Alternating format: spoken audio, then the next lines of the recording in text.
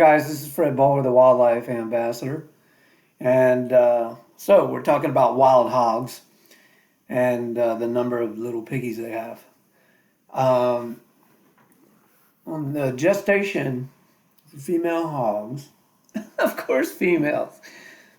As far as we know, the males can't have babies at this point in time on the planet.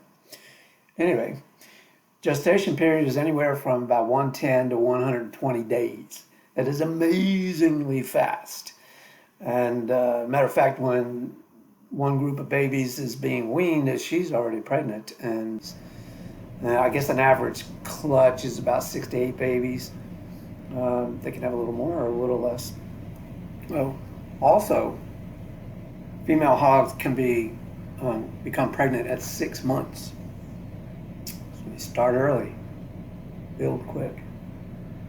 And that's why you'll see there's several mothers per herd.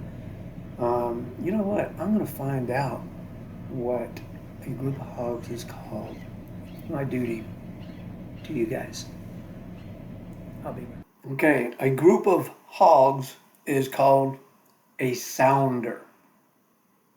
Not to be confused with a clouder, which is a group of cats. Anyway, so these sounders, I just learned that, by the way. I can admit it. These sounders, as I've known, can hold up to, or more, I've seen more, actually, than 30 mamas. And it's generally the females with the babies. And when the boars are old enough, they'll leave, go off in bachelor groups, which is actually one of the groups you see in this video, the young boars. All right, the first disease we're going to talk about is brucellosis, which some of you might be familiar with. Brucellosis used to be in cattle, and they've eradicated it in cattle for the most part, but it's a mysterious disease, and me not being a physician or veterinarian, I'm only going to touch a little bit on it. It's a bacterial disease. You can get it from raw meat, undercooked meat, not just pork, but other animals that can become infected. And hogs can spread this, and they can be carriers for it.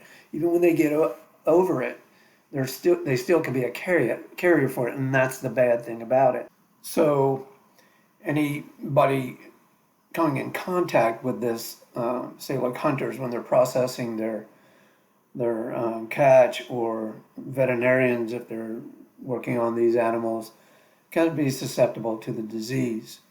And the scary thing about it is it's kind of a mysterious disease that you can get over it, but then it's still in your system and can come back at any point in time. And those are little scary stats about brucellosis. It is curable, but again, is it? So, yeah. So the next and last disease I'm going to talk about with hogs is a particularly nasty one. It's pseudo-rabies. And like the name implies, it's not rabies, it's pseudo. So it's not really rabies, but it is a virus, and it's a herpes virus. And it is a particularly deadly virus with animals. It's spread through the mucous membranes, or saliva or snot. And when the hogs are running through the grass or dirt, that's where they're leaving that virus. And the thing about it is it's a particularly long-lived virus for quite a few hours. I think up to 7 hours or so, and even in water, which that's the dangerous thing. You got horse troughs, you got ponds.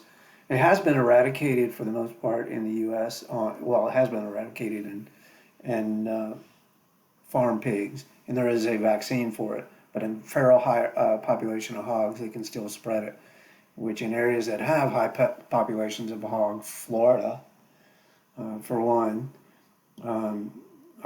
it's particularly dangerous and really tricky for hog hunters, as they use dogs most of the time to hunt those hogs. So a hog dog is a dog that's getting some whammies when it comes to damage, not only getting physically torn up, but there's diseases they can get as well. So I'll put the link in the description down below and to these diseases. Alrighty, so until we meet again on the next video, this is Fred Bowler, the Wildlife Ambassador, signing out.